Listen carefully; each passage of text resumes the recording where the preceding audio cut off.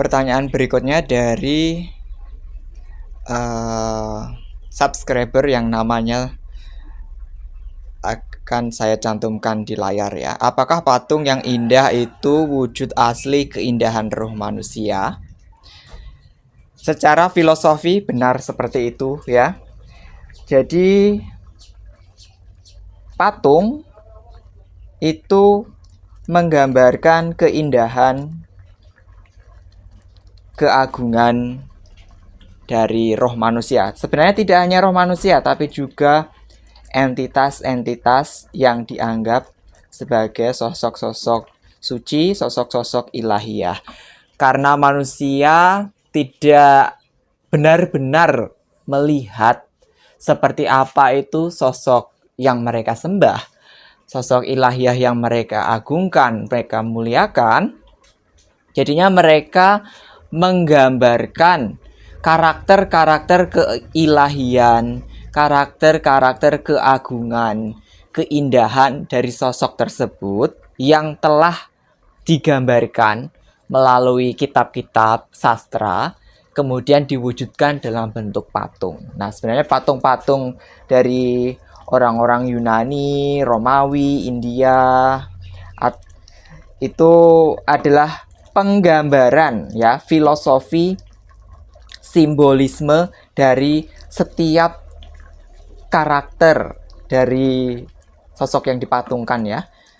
Misalnya kenapa kok patung atau arca Dewi Kali itu hitam? Ya karena digambarkannya Dewi Kali sebagai dewi waktu, dewi yang melampaui masa lalu, masa kini, masa depan, dan juga dewi malam, kegelapan, dewi kematian, dan sebagainya. Jadi setiap elemen dari patung tersebut menggambarkan keindahan, keagungan, dan kemuliaan dari sosok tersebut ya. Semoga itu menjawab pertanyaan kamu. Terima kasih atas pertanyaannya. Pertanyaan sangat menarik. Sekarang pertanyaan yang kedua dari Oki Hermawan 1164. Pertanyaannya adalah, apakah di planet lain juga sama matriksnya seperti matriks bumi, seperti ada utusan dan agama-agama juga? Dari yang saya ketahui selama ini, agama, utusan, nabi-nabi itu hanya ada di planet-planet yang terbelakang dalam tanda kutip. Jadi planet-planet yang masih kental pada 3 densitas ya. Densitas, jadi kesadaran planet tersebut masih berkisar pada 3 densitas. Dan makhluk-makhluknya juga merupakan makhluk-makhluk 3 densitas. Karena di kesadaran 3 densitas tersebut, makhluknya masih beroperasi pada keinginan untuk mempertahankan diri, keinginan untuk berkembang biak, keinginan untuk mencapai tujuan, ambisi, obsesi, dan lain sebagainya. Sehingga 3 hal ini akan menghasilkan yang namanya fear, ketakutan, guilt, rasa bersalah, shame, rasa malu, kemudian muncul yang namanya obsesi, ambisi, keterikatan, dan jika ada hal-hal tersebut, otomatis akan ada yang namanya penderitaan ya. Penderitaan yang dominan. Dan ketika orang-orang atau jiwa-jiwa atau makhluk yang tersebut ya, di planet tersebut dominan mengalami penderitaan, maka mereka akan menciptakan yang namanya agama ya, agama. Agama apapun itu di sana planet tersebut sebutannya ya. sebenarnya adalah pelarian ya, tempat pelarian bagi mereka untuk menyalurkan rasa sedih, rasa kecewa, rasa marah, dan juga obsesi, ambisi. Kemudian ketika mereka merasa tertindas, mereka akan menciptakan yang namanya sosok dewa-dewi, sosok juru selamat, dan sebagainya. Sama seperti di bumi ya.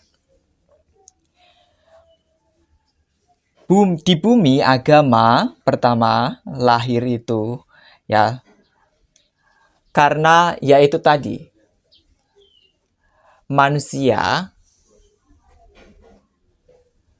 beroperasi pada kesadaran untuk mempertahankan diri, kesadaran untuk berkembang biak, kesadaran untuk mencapai keinginan-keinginan atau kepuasan, kenikmatan, ambisi, obsesi, apapun itu sebutannya ya. 3 hal itu. Untuk mencapai hal itu, pastikan seperti yang kita lihat, ada yang menggunakan fear, ketakutan. Kemudian dari fear menghasilkan guilt.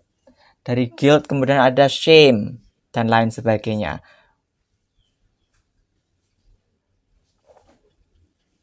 Kemudian ada persaingan, pertumpahan darah, penindasan. Ketika terjadi penindasan atau rasa tidak berdaya ya, manusia akan menciptakan dengan energi kolektif mereka menciptakan sosok-sosok yang adikuasa ya.